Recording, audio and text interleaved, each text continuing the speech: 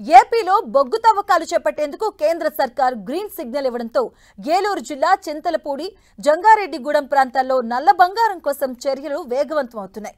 దశాబ్దాలుగా geological survey of India చేసిన పరిశోధనల్లో అత్యంత మెరుగైన బొగ్గు నిక్షేపాలు ఉన్నట్లు గుర్తించడంతో ఆ బొగ్గు నిల్వలను తవ్వేందుకు టెండర్లు పిలవడంతో చింతలపూడి ప్రాంత రైతుల్లో అలజడి మొదలైంది. రేచర్ల కేంద్రంగా 22.24 చదరపు కిలోమీటర్ల పరిధిలో 2225 మిలియన్ టన్నుల బొగ్గు నిల్వలు ఉన్నట్లుగా గుర్తించి గత మార్చిలో వేలం వేసేందుకు కేంద్రం ప్రయత్నించినా సింగరేణి సహా ఎవరూ ముందుకు రాకపోవడంతో అప్పుడు వాయిదా పడగా ఇప్పుడు మరోసారి టెండర్లు పిలవడంతో ఆ దిశగా చర్యలు ప్రారంభమయ్యాయి. తాజాగా టెండర్లు పిలవడంతో రైతుల్లో ఆందోళన మొదలైంది. బొగ్గు తవ్వకాల కోసం భూములను ఇచ్చేది లేదని రైతులు తెగేసి చెప్తున్నారు.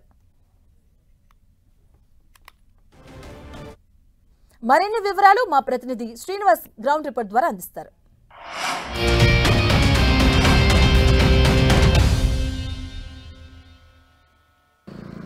దేశంలో ఎక్కడా లభించినటువంటి గ్రేడ్ 1 నల్ల బంగారం అంటే బొగ్గు ఇప్పుడు ఏపీలోని ఏలూరు జిల్లాలో గల చింతలపూడిలో లభ్యమవుతుంది.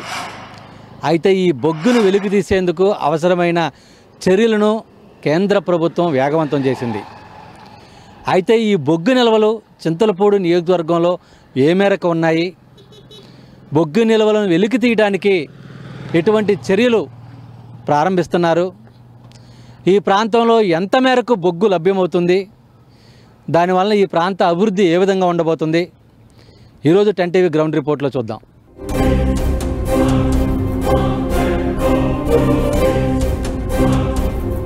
ప్రస్తుతం మనం ఏలూరు జిల్లా చింతలపూడి మండలం రేచర్ల గ్రామంలో ఉన్నాము. ఈ ప్రాంతంలోని వ్యవసాయ భూముల్లో గతంలో అధికారులు అంటే కేంద్ర బొగ్గు గనుల శాఖ అయితే కూడా తవ్వకాలు జరిపింది. దీనికి సంబంధించి ఈ ప్రాంతంలో పెద్ద ఎత్తున బొగ్గు నిల్వలు ఉన్నాయని చెప్పి కూడా గుర్తించడం జరిగింది.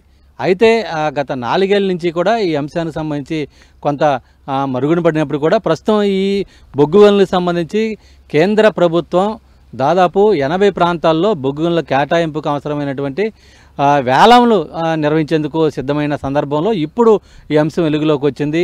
మనం విజువల్స్లో కూడా స్పష్టంగా చూడొచ్చు. అటు ఏలూరు జిల్లా చింతలపూడి మండలం రేచర్ల ఈ ప్రాంతంలో రేచర్ల కేంద్రంగా దాదాపు 22 కిలోమీటర్ల పరిధిలో అంటే దాదాపు కృష్ణా జిల్లా నూజివీడు నియోజకవర్గం నుంచి కూడా చింతలపూడి అలాగే పోలవరము అలాగే గోదావరి నది రాజమండ్రి వరకు కూడా ఈ బొగ్గు గనులకు సంబంధించిన నిల్వలు ఉన్నాయని చెప్పి కూడా అటు అధికారులు కొంత గుర్తించడం జరిగింది. 1964 నుంచే జియోలాజికల్ సర్వే ఆఫ్ ఇండియా ఇతర సంస్థలు ఇక్కడ సర్వేలు ప్రారంభించాయి.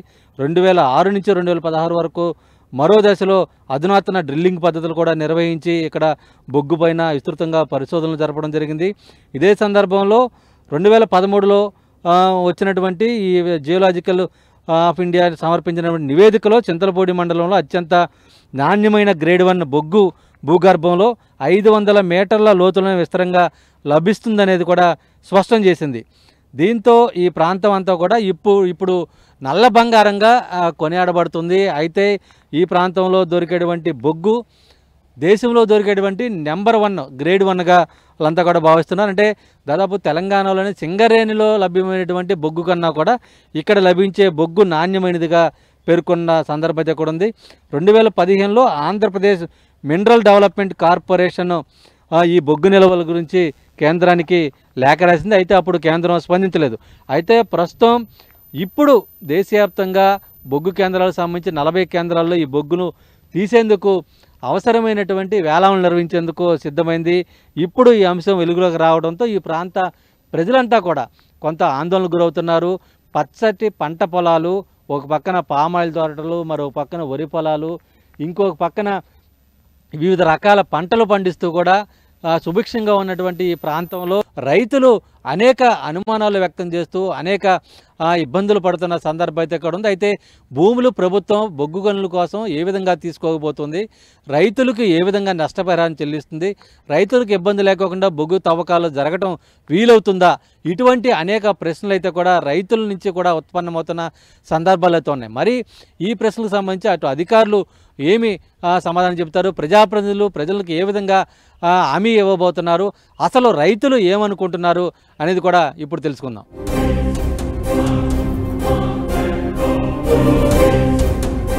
ఇక బొగ్గు గనుల తవ్వకాల గురించి ఒక కేంద్ర ప్రభుత్వం ఒక అడుగు ముందుకేసినట్లు కూడా తెలుస్తుంది. అయితే రైతులు ఏ విధంగా నష్టపోతారో మనతో ఈ ప్రాంతానికి సంబంధించిన రైతులు, రైతు సంఘం నేతలు కూడా ఉన్నారు. ఒకసారి వారితో కూడా మాట్లాడదాం. రేచర్ల నుంచి 22 కిలోమీటర్ల పరిధిలో బొగ్గు విస్తారంగా ఉంది. ఇది నాణ్యమైన గ్రేడ్ 1 బొగ్గు అని చెప్పి మనకి టీవీల్లో, పేపర్లో వస్తుందండి. చింతలపూడి ఎత్తిపోతల పథకానికి కూడా మీరు భూములు ఇచ్చేయండి అన్నారు. భూములు మార్కెట్ 30 లక్షలు ఉంటే 12 లక్షలు ఇచ్చేసి భూములు లాగేసుకున్నారు. గ్రీన్ ఫీల్డ్ హైవే వచ్చింది, అప్పుడు 40 లక్షలు ఉంది, ఎక్కడ 18 లక్షలు చేతిలో పెట్టి భూములు తీసేసుకున్నారు. ఇప్పుడు రైల్వే లైన్ వచ్చేస్తుంది, భూములు తీసుకోవాలంటున్నారు. దానికి ఏమి ఇస్తారో తెలియదు. ఇప్పుడు ఇంకేముంది, మీకు బొగ్గు నిల్వలు ఉన్నాయి, మీకు వెలికి తీసేస్తామంటున్నారు. ఈ బొగ్గు నిల్వలు తీయటానికి మీరు ఎక్కడి నుంచి ప్రారంభిస్తారు? మా భూములు పోతాయా లేదా? పోతే మా పరిస్థితి ఏమిటి? మీరు ఎక్కడో పోని పెట్టి ఈ అండర్ గ్రౌండ్ తీసుకుంటా వెళ్ళిపోయినా మా భూముల్లో ఉన్న జలపాతాలు దెబ్బతింటే మా వ్యవసాయం పరిస్థితి ఏంటి? చింతలపూడి మండలంలో భూములు చాలా నాణ్యమైన భూములు. మీరు పామాయిల్ అనండి, మొక్కజొన్న అనండి, వరి అనండి, ఏది అసలు ఆ పంట ఈ పంటలు అన్ని పంటలు పండే మంచి మంచి నేలలో ఉండే భూములు. రైతులందరూ సంతోషంగా జీవిస్తున్నటువంటి పరిస్థితి. ఈ పరిస్థితిలో మీరు ఇక్కడికి వచ్చేసి మా భూములు తీసేసుకుంటే అసలు మా రైతుల పరిస్థితి ఏంటి? దాంతోపాటు ఈ బొగ్గు వెలికితీత వల్ల పొల్యూషన్ ఏమి ఏర్పడుద్ది? దీనివల్ల ఈ డస్ట్ పెరిగి మా హెల్త్ దెబ్బతిని మాకు వచ్చి హెల్త్ ప్రాబ్లమ్స్ ఎన్ని వస్తాయి? దాని పరిస్థితి ఏంటి? దాంతోపాటు ఈ డస్ట్ వల్ల మాకు ఇప్పుడు పామాయిల్ తోటలో సమృద్ధిగా ఏదో బ్రతుకుతున్నాం. ఇప్పుడు అవన్నీ కూడా ఆ డస్ట్ ఆకుల మీద పడిపోయి కిరణజన్య సంయోగ క్రియ జరగకపోతే పంటలు కాయలు కాయవు. అసలు అప్పుడు రైతుల పరిస్థితి ఏంటి? కేంద్ర ప్రభుత్వం మేము ఆ టెండర్లు పిలిచేస్తున్నామంటే ఎవరిని టెండర్లు పిలుస్తున్నారు? ఎవరిని ఒప్పించారు? ఎవరు భూములు తీసుకుంటున్నారు? మీరు కనుక టెండర్లు పిలిచేసి ఎవరన్నా కాంట్రాక్టర్లు వస్తే ఆంధ్రప్రదేశ్ రైతు సంఘంగా మేము రైతులందరినీ కూడి దీనికి వ్యతిరేకంగా ప్రజలతో ఉద్యమించడానికి సిద్ధంగా ఉన్నామని మాత్రం ప్రభుత్వాలను హెచ్చరిస్తున్నాం. రైతులది ప్రధానమైన డిమాండ్ ఏంటంటే ప్రభుత్వాలకే ప్రజలు సహకరిస్తున్నారు. ప్రజలకంటే ముఖ్యంగా రైతులకే ప్రభుత్వాలు దాగా చేస్తున్నాయి. ఇప్పుడు ఈ బొగ్గు వగైరా జాతి సంపద మేము కాదంటలేదు, కానీ అదే జాతి ఇక్కడున్న ప్రజలు దాని మీద ఆధారపడి బ్రతికే వాళ్ళు కూడా ఆ జాతిని ధ్వంసం చేసి మేమే బతుకుతాం, మేము చెప్పిందే వేదం అనే పద్ధతిలో కేంద్ర ప్రభుత్వాలు వ్యవహరిస్తున్నాయి. అది సరైనది కాదు. ఎలా మీకేమనిపిస్తుంది? ఈ ప్రాంతంలో బొగ్గు నిల్వలు వస్తే మీకేమనిపిస్తుంది? బాగా ఇబ్బంది పడతామనే ఉందండి మాకైతే. ఇప్పుడు వరకు మాకు ఇబ్బందులు లేవు. ఏదో కాచుకూచో పండుతున్నాయి, బాగా పుష్కలంగానే పండుతున్నాయి పంటలు. పామాయిల తోటలు వచ్చాక శుభ్రంగా బతుకుతున్నాం.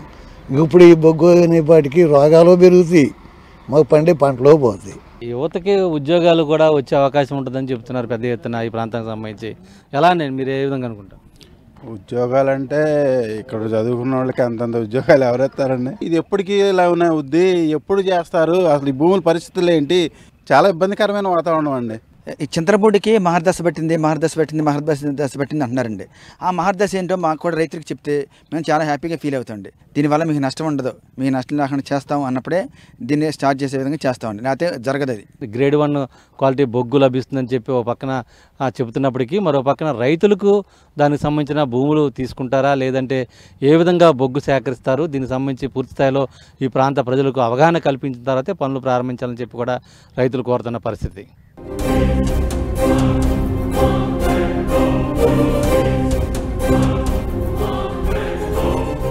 ఇక్కడ బొగ్గు గనులకు సంబంధించి కూడా ఎంత ఉత్పత్తి అవుతుంది ఏంటనేది కూడా పూర్తి స్థాయిగా అధికారులకు అయితే కూడా వివరాలు వెల్లించున్నారు. దాదాపు 2225 మిలియన్ మెట్రిక్ టన్నుల బొగ్గు నిల్వలు అయితే కూడా వెలికి తీయనున్నారు. భూమికి దాదాపు 500 మీటర్ల పైభాగంలోనే ఈ బొగ్గు నిల్వలు ఉన్నాయి. అలాగే 1100 మీటర్ల మేరకు ఈ బొగ్గు నిల్వలు ఉన్నాయి అనేది కూడా ఇప్పటికే సర్వేలో వెల్లడైన నేపథ్యంలో రైతులైతే కూడా తమ అభిప్రాయాలను తెలుసుకోకుండా ఈ విధంగా ఆ ప్రజలను ఆందోళనకు గురి చేసే ప్రకటనలు ఎవరు చేయొద్దంటూ కూడా ఈ ప్రాంతానికి సంబంధించిన రైతులైతే కూడా ఆవేదనకు గురవుతున్నారు. ఈ ప్రాజెక్టుకు సంబంధించి అధికారులు, ప్రజాప్రతినిధులు ఏ విధంగా ముందుకు తీసుకెళ్తారు, ఇది ఎప్పటికీ అమల్లోకి వస్తుంది, ఈ ప్రాంత యువతకు ఏ మేరకు ఉద్యోగాలు అవలంబిస్తాయి అనేది కూడా వేచి చూడాల్సిన పరిస్థితి. వేడిదిన ప్రసాద్తో శ్రీనివాస్, 10 టీవీ, చింతలపూడి నియోజకవర్గం నుంచి.